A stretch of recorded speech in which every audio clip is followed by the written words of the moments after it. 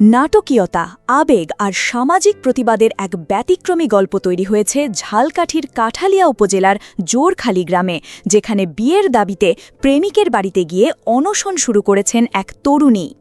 18 বছর বয়সী এইচএসসি পরীক্ষার্থী ফারজানা আক্তার দীর্ঘদিনের প্রেমিক বাইজিদ হোসেনের বাড়ির উঠোনে বসে নিজের অধিকার দাবি করছেন। তার অভিযোগ, বিয়ের প্রতিশ্রুতি দিয়ে সম্পর্ক গড়ে তোলার পর হঠাৎ করেই বাইজিদ মুখ ফিরিয়ে নিয়েছেন, ফোন ধরছেন না, এমনকি বিয়ের কথাও অস্বীকার করছেন। বাধ্য হয়েই শনিবার দুপুরে প্রেমিকের বাড়িতে গিয়ে অনশনে বসেন ফারজানা, সাফ জানিয়ে দেন, বিয়ে না করলে মরেই যাব।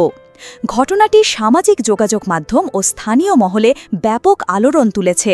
কেউ বলছেন এটা ভালোবাসার সাহসী প্রতিবাদ, কেউ বলছেন এভাবে মেয়েরা নিজেদের সম্মান নিয়ে বাড়ির উঠানে বসে থাকতে পারে না।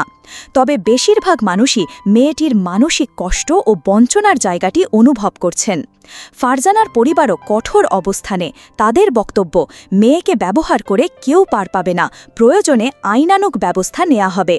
অন্যদিকে বাইজিদের পরিবারের দাবি, মেয়েটি তাদের ছেলেকে ফাঁসাতে পরিকল্পিতভাবে এই কাজ করছে। অনশনরত অবস্থায়ও ফারজানার পরদিন একটি গুরুত্বপূর্ণ এইচএসসি পরীক্ষা ছিল।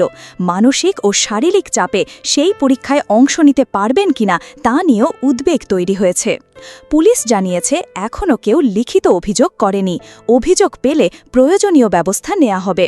এই ঘটনা সামনে এনে দিয়েছে নতুন প্রজন্মের প্রেম প্রতিশ্রুতি, সামাজিক সম্মান এবং পারিবারিক দায়িত্ববোধের জটিলতা। জোরখালির উঠানে শুরু হওয়া এই অনশন শেষ পর্যন্ত কোন দিকে মোড় নেয় তা সময়ই বলে দেবে। তবে এটুকু স্পষ্ট, ভালোবাসা ও আস্থার নামে প্রতারণা কেউ সহজে আর মেনে নিচ্ছে না।